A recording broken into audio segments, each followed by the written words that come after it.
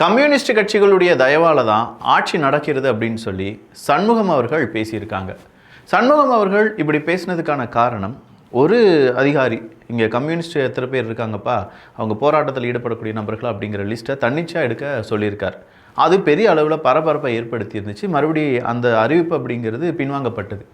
இதுக்கு காரணம் அரசாங்கம் கிடையாது, தன்னிச்சையாக ஒரு ஏரியாவில் இருக்கக்கூடிய நபர்களை மட்டும் அவர் கணக்கெடுக்க சொல்லியிருக்கார் அப்படின்னு சொன்னேன். அதை எதிர்த்து கம்யூனிஸ்ட் கட்சிகள் என்ன செய்ய ஆரம்பிக்கிறாங்கன்னா, அவங்க ஒரு சில இடத்துல ஆர்ப்பாட்டம் போராட்டம் அப்படிங்கிறதெல்லாம் நடத்த ஆரம்பிக்கிறாங்க. அது எப்படி சரி, இது தவறு அப்படின்னு சொல்லி இதுக்கு மேலே, ஏன்னா இதே மாதிரியான நிகழ்வுகள் இனி வருங்காலங்களில் நடக்காமல் இருப்பதற்காக அவங்களுடைய எதிர்ப்புகள் அப்படிங்கிறத அவங்க பதிவு பண்ணி தான் ஆகணும்.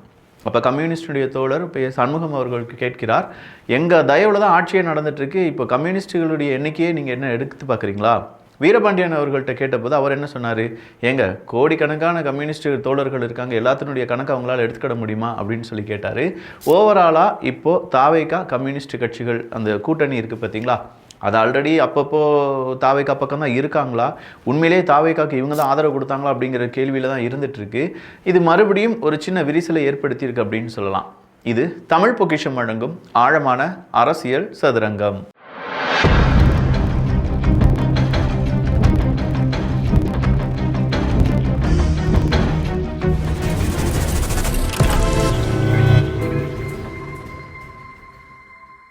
கிட்ஸ் பெஸ்ட் ஆஃபர் முடிஞ்சிருச்சான்னு நிறைய பேர் கேட்டுட்ருக்கீங்களே, முடியாது.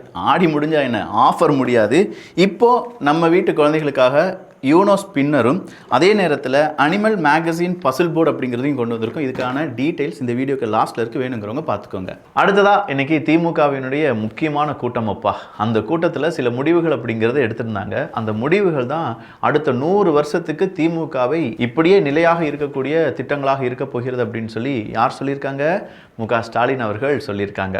மு.க. ஸ்டாலின் அப்படின்னு சொல்லும்போதே கண்டிப்பாக திமுக ஏன் தோற்றது அப்படிங்கிறதுக்கான அந்த தேடுதல் பல நபர்களிடம் இருப்பதை மாதிரியே அதனுடைய தலைவராக இருக்கக்கூடிய மு.க. ஸ்டாலின் அவர்களுக்கும் இருந்திருக்கும். எப்படி அவர் அதை எக்ஸ்பிளைன் பண்ணுறாரு, உவமையுடன் அவர் எக்ஸ்பிளைன் பண்ணுறாரு. அது எப்படின்னா, நிறைய ஒரு இருட்டு இருக்குது, அந்த இருட்டுக்குள்ளே ஒரு வெளிச்சத்தை தரக்கூடிய விளக்கு எல்லா இடங்களிலும் வெளிச்சம் இருக்குது அப்படின்னு சொல்லி பார்க்குமே தவிர அதுக்கு கீழே இருக்கக்கூடிய நிழலால் ஏற்படக்கூடிய அந்த இருட்டை கவனிப்பதே கிடையாது. அதே மாதிரி தான் நாமும் என்ன செஞ்சிட்டோம், சுற்றி நம்ம எல்லாருமே வெளிச்சம் கொடுத்துட்டு தானே நமக்கு கீழே இருக்கக்கூடிய அந்த இருட்டை கவனிக்க மறந்துட்டோம். அதனால தான் புதிய ஒரு கட்சி ஆட்சியை பிடித்து விட்டது அப்படின்னு சொல்கிறாங்க. அது மட்டுமா சொன்னார், உழைக்காமல், மக்களுக்காக எந்த உழைப்பும் போடாமல், எந்த கொள்கையும் இல்லாமல், எந்த போராட்டமும் நடத்தாமல் ரொம்ப ஈஸியாக அவங்க என்ன செஞ்சிட்டாங்க, இந்த ஆட்சியை பிடிச்சிட்டாங்க. ஸோ உழைப்பு போடலை, மக்களுக்கான நன்மை செய்யலை, அடுத்ததாக அவங்க எந்த விதமான கொள்கையும் இல்லை அப்படின்னு சொல்லக்கூடிய ஒரு முக்கியமான விஷயத்தை ஸ்டாலின் அவர்கள் முன்வைத்திருக்கிறார்கள். இதை இங்கே இருக்கக்கூடிய தமிழக வெற்றி கழகத்தை சார்ந்த விர்ச்சுவல் வாரியர்ஸ் சும்மா விட்டுருவாங்களா? உழைப்பை இங்கே இருக்கக்கூடிய விஜய் அவர்களோ இல்லாட்டி தமிழக வெற்றி கழகமோ அதுக்கு சார்ந்து இருக்கக்கூடிய நபர்களோ போடவே இல்லையா அப்படின்னு கேட்டால், சார் அதுக்கு முன்னாடி மக்கள் மன்றம் அப்படின்னு சொல்லி வச்சுருந்தாங்க, அதுக்கு முன்னாடி அவங்களுடைய ரசிகர் மன்றம் ஒன்று இருந்துச்சு, மக்களுக்கு தேவையான நிறைய விஷயங்களை என்னெல்லாம் செய்ய முடியுமோ அதெல்லாம் செய்தோம் அப்படின்னு சொல்லி பல வருடத்திற்கான அவங்கக்கிட்ட ஹிஸ்ட்ரியே வச்சுருக்காங்க. வேறு ஒன்றுமே வேண்டாம். லியோனி அவர்களும் இந்த பக்கமாக இருக்கக்கூடிய லயோலா மணி அவர்களும், லியோனி லயோலா மணி, இவங்க 2 பேரையுமே நம்ம எடுத்து பார்த்தோம்னா 2006 2008 2010 இந்த காலகட்டத்திலலாம் என்னப்பா செஞ்சுட்டு இருந்திருப்பீங்க அப்படின்னு சொல்லி யாராவது கேட்டாங்கன்னா, 2016 இந்த காலகட்டத்தில் எல்லாத்துலேயுமே லயோலா மணி பல போராட்டங்களில் ஈடுபட்டிருந்தார் அப்படிங்கிறத நம்மளால் பார்க்க முடியுது. நாட் ஒன்லி லயோலா மணி, அதே மாதிரி ஏகப்பட்ட பேர் அவங்களுடைய தேவைக்காக அங்கே இருக்கக்கூடிய மக்களுக்காக உதவி செஞ்சுருக்காங்க அப்படிங்கிறத அவங்க ப்ரூஃபாக எடுத்து காண்பிக்கும்போது, சார் மக்களுக்காகவே நாங்கள் இருந்திருக்கோம், அதனால் மக்களுக்கு நாங்கள் வேலை செய்யலை அப்படின்னு சொல்லி உங்களால் சொல்ல முடியாது. விஜய் அவர்கள் எடுத்துக்கிட்டாலுமே ஜல்லிக்கட்டு போராட்டமாக இருக்கட்டும், அனிதா அவர்களுடைய அந்த மரணமாக இருக்கட்டும், அதன் பிறகு துப்பாக்கிச்சூடு, அந்த தூத்துக்குடி துப்பாக்கிச்சூடாக இருக்கட்டும், இங்கே எல்லாத்துலேயுமே அவருடைய அரசியல் பார்வை அங்கே இருக்கக்கூடிய நபர்களுக்கு என்ன தேவை அப்படிங்கிறத உணர்வதற்காகவே அவரும் சில விஷயங்கள் செஞ்சுருக்கார் அப்படிங்கிறத நம்மளால் மறுக்கவே முடியாது. ஸோ அப்படின்னா இவங்க உழைப்பை போடலையான்னு கேட்டால் இவங்க உழைப்பு போட்டிருக்காங்க. இவங்ககிட்ட கொள்கையே இல்லைனா, சார் ஃபஸ்ட்டு கொள்கை எதிரி, கோட்பாடு எதிரி, அரசியல் எதிரி அப்படின்னு சொல்லி 2 எதிரி, ஒன்று திமுக இன்னொன்று பாஜக, 2மே முக்கியமான கட்சிகள். இதை சொன்னதே முதல் கட்சியாக தாவேகா தான். என்னுடைய கொள்கை எதிரி அப்படின்னு சொல்லும்போது பாஜக, என்னுடைய அரசியல் எதிரி அப்படின்னு சொல்லும்போது திமுக. இது நான் எப்போ வேணாலும் சொல்லுவேன்னு சொல்லி அவங்களுடைய கொள்கையை அறிவித்து விட்டார்கள். அது மட்டுமா, பிறப்புக்கும் எல்லா உயிருக்கும் அப்படின்னு சொல்லும்போதே அவங்களுடைய கொள்கை என்ன அப்படிங்கிறது தெரிஞ்சிருக்குமே. அப்போ கொள்கையே இல்லாத ஒரு கட்சியா அப்படின்னு சொல்லி ஸ்டாலின் அவர்கள் சொன்னது தவறு அப்படின்னு சொல்லி எகெயின் ஸ்டாலின் அவர்களுக்கு பல்பு கொடுத்துருக்காங்க விர்ச்சுவல் வாரியர்ஸ். மூணாவதாக இருக்கக்கூடியது என்னென்னா போராட்டமே நடத்தாமல் உள்ளே வந்துட்டாங்க அப்படிங்கிறது. இல்லை ஏன் போராட்டம் நடத்தணும், இல்லை போராட்டம் நடத்துறதுக்கான தேவை அப்படிங்கிறது எப்போது உருவாகும்? திமுக காலகட்டத்தில் அவங்க போராட்டம் நடத்தலையான்னு கேட்டால் இல்லையே. தூய்மை பணியாளர்களுடைய போராட்டத்துக்கு அவங்க அரசியல் கட்சி தொடங்கின போது பல இடங்கள் ஆர்ப்பாட்டம் நடத்தினதாக இருக்கட்டும், நிறைய இடத்துல இந்த மாதிரி சிறை கைதிகளுடைய இறப்பு நடக்கும்போது அதுக்கு எதிராக போராட்டம் நடத்தினதாக இருக்கட்டும், இதெல்லாம் அவங்க செஞ்சாங்களே. 2.5 வருடங்கள் தான் ஆச்சுங்க அவங்க கட்சி தொடங்கி. அந்த 2.5 வருடங்களுக்குள்ளேயே அவங்க போராட்டம் செஞ்சாங்க, மக்களுக்கான நல்லது செஞ்சாங்க, மக்களுடன் இருந்தாங்க, மக்கள் அவங்களே தேர்ந்தெடுத்துட்டாங்க. இனி வரக்கூடிய 5 வருடம் அவங்களுடைய ஆட்சி, அதன் பிறகு அவங்களை எதிர்கட்சியாக இருந்தால் அந்த நேரம் அவங்க என்ன செய்ய போகிறாங்க அப்படிங்கிறத நம்ம பொறுத்திருந்து தான் பார்க்கணும். அப்போ இது எல்லாமே செய்த பிறகு தான் அவங்க வெற்றியாளராக மாறி இருக்கிறார்கள். ஆனால் திமுக கூட்டத்தில் ஸ்டாலின் அவர்கள் எப்படி பேசியிருக்காங்க, எந்த விதமான உழைப்பும் போடாமல், எந்த விதமான போராட்டமும் போடாமல், எந்த விதமான கொள்கையும் இல்லாமல் அவங்க உள்ளே வந்துட்டாங்க, ஆட்சியை புரிந்து விட்டார்கள், ஆட்சியை பிடித்து விட்டார்கள். அந்த மாதிரி நாமும் ஆட்சியை பிடித்து விடலாம் அப்படின்னு சொல்லி பகல் கனவு நம்ம காணக்கூடாது, அதெல்லாம் காணக்கூடாது. அதுக்கு ஒரு முகலட்சணம் வேணுமையா அப்படின்னு சொல்கிற மாதிரி அதுக்கு தனியாக ஒரு சாதகத்தில் இருக்கணும். சாதகம் அப்படின்னு சொல்லும்போது தான் ஜாதகம் ஜோசியம் பார்த்து தான் மஞ்சள் துண்டை போட்டாராமே கருணாநிதி அப்படின்னு சொல்லி பலரும் இப்போ கேலி கிண்டலாக சொல்லிட்டு இருக்காங்க. உதயநிதி ஸ்டாலின் அவர்கள் அவர் பாட்டுக்கு வராரு, சட்டமன்றத்தில் ஏதாவது பேசுகிறாரு, பல தலைமுறையாக இருக்கக்கூடிய திமுகவை போட்டு உடச்சு விட்டு போயிடுறாரு, எல்லாரும் அடி வாங்கிட்டு இருக்காங்க, திட்டு வாங்கிட்டு இருக்காங்க அப்படின்னு சொல்லக்கூடிய கருத்தை நம்மால் பார்க்க முடிகிறது. அதுலேயும் குறிப்பாக இந்த ஜோசியத்துக்கு அப்படின்னு சொன்னது பாத்ரூம் லீடர் அப்படின்னு சொல்லி அவருக்கு தானே இன்னொரு பெயரை சிடிஆர் நிர்மல்குமார் அவர்கள் வழியாக வந்தது அப்படின்னு சொல்லி ஏகப்பட்ட நெகட்டிவ் சேம் சைடு கோல் அப்படின்னு சொல்கிறாங்க. இது எல்லாமே இப்போ நடந்துக்கிட்டே இருக்கிறதுனால உதயநிதி ஸ்டாலின் அவர்கள் சட்டமன்றத்துக்கு வந்து கொஞ்சம் பேசாமல் இருந்தாலே சரியாக இருக்கும் அப்படின்னு சொல்லக்கூடிய நபர்களும் இருக்காங்க. எது எப்படி இருந்தாலும் திமுக மாவட்ட செயலாளர்களின் அதிகபட்ச வயது 70 என நிர்ணயம் செய்யப்பட்டிருக்கிறது. மாவட்ட செயலாளர்களுடைய வயது 70ஆ? என்னப்பா சொல்றீங்க? ஆமா, 40 வயசுக்கு ஒரு கேட்டகரி, 30 வயசுக்கு ஒரு கேட்டகரி, அதை தாண்டிலாம் யாரும் இருக்கக்கூடாது அப்படின்னு சொல்லிட்டாங்க. புதியவர்களுக்கு முன்னுரிமை கொடுக்க வேண்டும் அப்படின்னு சொல்லியிருக்காங்க. பழையவர்கள் வழி கொடுத்து விலக வேண்டும் அப்படின்னு சொல்லியிருக்காங்க. இதுக்கு மேலே தான் திமுகவில் ஆட்டமே ஆரம்பிக்க போகுது அப்படின்னு சொல்றாங்க. அதெல்லாம் ஆரம்பிக்காதுப்பா. எப்படி ஆரம்பிக்கும்? அப்பா இல்லை, தாத்தா இல்லை, தாத்தா இல்லைன்னா பேரன் உள்ளக்கு கொண்டு வந்திருக்காங்க. பேரனும் கிடையாது, ஒன்று விட்ட பேரன் உள்ளக்கு கொண்டு வந்திருக்காங்க. ஒன்று விட்ட பேரனும் கிடையாது, யாராவது என் சொந்தக்காரன்டா அவனுக்கு சீட்டை கொடுப்பா அப்படின்னு சொல்லி அவனையும் உள்ளக்கு கொண்டு வந்திருக்காங்க.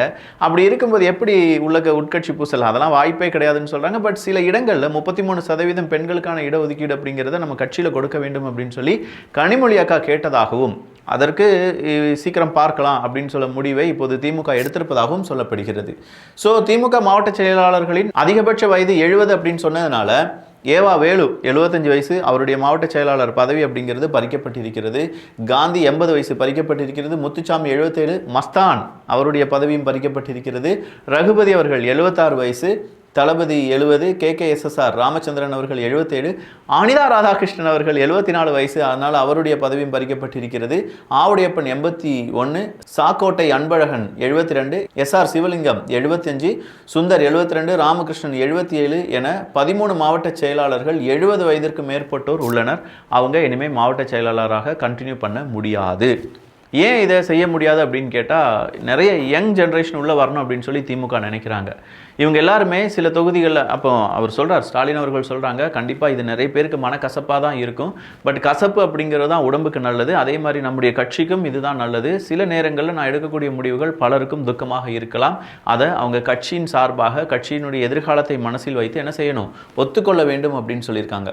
அது மட்டும் கிடையாது, நாங்கள் இதில் ஸ்பெஷலிஸ்ட் தெரியுமா, கம்பேக்கில் தான்டா நாங்கள் ஸ்பெஷலிஸ்ட்டு, ஏதோ எங்களை வீழ்த்தி விட்டீங்க அப்படின்னு சொல்லிட்டு இருக்கீங்க. அதெல்லாம் கிடையாது. எங்களுடைய கம்பேக் வேற லெவலில் இருக்கும். வெயிட் அண்ட் சி அப்படிங்கிற லெவலுக்கு. சார் இது சினிமா டைலாக் மாதிரியே இருக்கு, இல்லை சட்டமன்ற மாதிரி நடத்துறாங்களா, இல்லை சினிமா செட்டிங்ஸ் மாதிரி நடத்துறாங்களா அப்படிங்கிறது எங்களுக்கு டவுட்டாக இருக்குன்னு சொல்லி மு க ஸ்டாலின் அவர்கள் கேட்டாங்க. இதே டவுட் தான் எங்களுக்கும் இருக்குது சார். இதுக்கு முன்னாடி நடந்த சட்டமன்றத்தை எங்கிட்ட காணிக்கவே இல்லை, அதனால் அது எப்படி நடந்துச்சுன்னு தெரியாது. ஆனால் இப்போ நடக்கக்கூடிய சட்டமன்றம் எப்படி நடக்கிறது, ஏன் நடக்கிறது, யார் தெரிச்சு ஓடுறாங்க, யார் மிகப்பெரிய அளவில் கேள்விகள் கேட்குறாங்க, எல்லாமே எங்களுக்கு அத்துப்படியாக இருக்குது. அதனால் சட்டமன்றத்தை இதனால் வரையிலும் காண்பிக்காத நீங்கள் சட்டமன்றத்தை பற்றி பேசலாமா அப்படின்னு சொல்லி கேள்விகள் வருகிறது. இப்போ கொஞ்சம் பேர் சட்டமன்றத்தில் லைவாக போடுறதெல்லாம் நிப்பாட்டுங்க, லைவாக போட்டால் நிறைய விஷயங்கள், அதுவும் அவை குறிப்பிலிருந்து நீக்கப்படக்கூடிய விஷயங்கள் எல்லாமே என்ன செய்யப்பட்டு விட்டது, அது வந்து லைவாக ஓடிட்டுருக்கு. நிறைய பேர் அதை ஷார்ட்ஸாக ரீல்ஸாக போட்டுட்ருக்காங்க அப்படின்னு சொன்னேன். சபாநாயகர் அவர்கள் என்ன சொல்லியிருக்காரு அப்படின்னா, இந்த லைவ் போடக்கூடிய நபர்கள் இந்த மாதிரி சட்டமன்றத்திலிருந்து அவை குறிப்பிலிருந்து நீக்கப்பட்ட விஷயங்களை மறுபடியும் ரீடெலிகாஸ்டோ இல்லாட்டி எடிட்டோ பண்ணி போடக்கூடாது. அது ஏதாவது எங்கள் கண்ணு முன்னாடி வந்துச்சுன்னா அதற்கான சட்டப்படியான நடவடிக்கை எடுக்கப்படும் அப்படிங்கிற ஒரு எச்சரிக்கையை கொடுத்திருக்கிறார். போர் அடிக்குது அப்படின்னு சொல்லி அரசியலுக்கு வந்தவங்களாம் தாவேக்காக்காரங்க. ஆனால் நாம் அப்படி கிடையாது. கம்பேக் கொடுக்கறது தான் நம்ம ஸ்பெஷலிஸ்ட்டு. திரும்ப வருவோம், வட்டியும் முதலுமா திருப்பி அடிப்போம் அப்படின்னு சொல்லியிருக்காங்க. ஐயோ முடியலை, எங்களை தொட்டுப்பார், எங்களை சீண்டிப்பார் அப்படின்னு சொன்னதுனால இன்னைக்கு மக்கள் எல்லாரும் சீண்டி பார்த்துருக்காங்க, தொட்டு பார்த்துருக்காங்க. இப்போ மறுபடியும் நீங்கள் கம்பேக் கொடுக்குறதா ஸ்பெஷலிஸ்ட்டாக, வாங்க கம்பேக் கொடுங்க, வட்டி முதலுமாக திருப்பி கொடுப்போம் அப்படின்னு சொல்லி இதுவும் ஒரு சினிமா டைலாக் மாதிரி தான் இருக்குது. 75 வருட பாரம்பரியமிக்க ஒரு திமுக அப்படிங்கிற ஒரு கட்சிக்கு இந்த சினிமா ஆசைலாம் கோபி பொம்பளை சோக்கு கேட்குதா அப்படிங்கிற மாதிரி, சினிமா சோக்கு கேட்குதா அப்படிங்கிற மாதிரி தான் இருக்குது நம்ம மனசுக்குள்ளே. சரி, அப்படின்னா விஜய் அவர்கள் என்ன செஞ்சிட்டார்? 24 மாதம், ஒரு 2 வருஷம்னு வச்சுக்கோங்களேன். நிறைய பேர் இந்த வார்த்தையை சொல்லியிருந்தாங்க, டிஸ்மேண்டில் த டிஎம்கே அலைன்ஸ். கண்டிப்பாக அவங்களுடைய கூட்டணியே தெரிச்சோடிடுச்சு. இப்போ திமுகவில் கூட்டணி இருக்கா இல்லையா அப்படின்னு கேட்டால், நாங்கள் தனி கட்சிப்பா, எங்களுடைய எல்லாரும் சொல்லிட்டாங்க, நாங்கள் தனியாக தான் நின்று ஜெயிக்கணும்னு சொல்லியிருக்காங்க, எனவே நாங்கள் தனியாக நிற்க போகிறோம் அப்படின்னு சொல்லிட்டு இருக்காங்க. ஸோ 2.5 வருடங்களில் திமுகவினுடைய கூட்டணியை உடைத்த கட்சி தாவேகா. அதே மாதிரி அதிமுகவினுடைய அந்த பார்ட்டியை இப்போ இருக்கா இல்லையான்னு தெரியல, அதை சுக்குநூறாக உடைந்து கொண்டு இருக்கிறது. அதற்கு காரணம் தாவேகா. 70 இயர்ஸ்க்கு மேலே இருக்கக்கூடிய, 70 வயசுக்கு மேலே இருக்கக்கூடிய நிறைய மனிதர்கள் சூழ்ந்த மாநில பொதுச் செயலாளர் அப்படிங்கிற ஒரு பதவியை சுக்குநூறாக உடைத்து, உங்களுக்கெல்லாம் பதவியே கிடையாது, ஓடுங்க அப்படின்னு சொல்லி விரட்டி விட்டது தாவேகா. இப்படின்னு சொல்லி பல சாதனைகளை படைத்தது எங்களுடைய தாவேகா அப்படின்னு சொல்லி பெருமையாக கொண்டாடிட்டு இருக்காங்க. இது மட்டும் தானா? அமைச்சர் நிர்மல்குமார் அவர்கள் மற்றும் செந்தில் பாலாஜி அவர்களுடைய மோதல் நாளுக்கு நாள் அதிகமாயிட்டே இருக்கு. RS பாரதி அவர்களுடைய சர்ச்சை பேச்சு ஒன்று இருக்கு, அதை அடுத்த பதிவில் பார்க்க போறோம். இந்த பதிவை பற்றி உங்களுடைய கருத்துக்கள் இங்கே வரவேற்கப்படுகின்றன. எல்லோரும் அரசியல் சதுரங்கத்தில் இணைந்திருங்கள். யூனோ நம்ம எல்லாரும் விளையாண்டுருப்போம்ல, யூனோலேயே ஒரு ஸ்பின்னர் இருந்து அதுக்குள்ள கார்டும் இருந்தா வேற லெவல் கேம் பிளேயா இருக்கும். 2 பிளேயர்ஸ், 4 பிளேயர்ஸ், 8 பிளேயர்ஸ் வரை இது விளையாடலாம். அடுத்ததா நம்ம வீட்டில் சுட்டி குழந்தைகள்லாம் இருக்காங்க, ஒரு 3 வயசுலேருந்துலாம் குழந்தைகள் இருக்காங்க, அவங்க எழுதி படிக்கணும். மேக்னெட்டிக் உட்டன் போர்டு, நான் சொல்கிறது சாதாரண பிளாஸ்டிக் கிடையாது, இது கம்ப்ளீட்டாக உட். அந்த உட்டன் போர்டில் நம்ம ஒரு டெடி பியர் எடுத்துக்கிட்டோம்னா அதுக்கு தலை, கை, காலெல்லாம் வச்சு மேக்னெட் ஒட்டிக்கணும். அப்படி ஒட்டினு மறுபடியும் எடுத்துக்கலாம். அந்த குழந்தைகளுடைய ஹேண்ட் ஐ கோஆர்டினேஷனாக இருக்கட்டும், அவங்களுடைய நுண்ணறிவு திறனாக இருக்கட்டும், அது வளருவதற்கு ரொம்ப முக்கியமான ஒரு விஷயம்தான் இந்த அனிமல் மேக்னெட்டிக் பசில் போர்டு அப்படிங்கிறது. இது ஸ்லேட்டாகவும் யூஸ் பண்ணிக்கலாம், ஸ்கெட்சை வச்சு எழுதி படிச்சுக்கலாம். அது இல்லாமல் இதில் மேக்னெட்டிக் போர்டும் இருக்குது, நிறைய குட்டி குட்டி பசில்ஸும் இருக்குது என்பது குறிப்பிடத்தக்கது. இது இரண்டுமே இப்போது 399 ரூபாய்க்கு, இது 399 ரூபா, இதுவும் 399 ரூபா. வெப்சைட்ஸில், வேறு வெப்சைட்ஸில் தேடி பாருங்கள், இதை விட கம்மியாக கிடச்சா அங்கே எடுத்துக்கோங்க.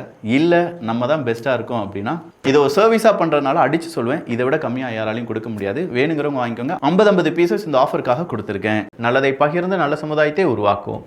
நன்றி, வணக்கம்.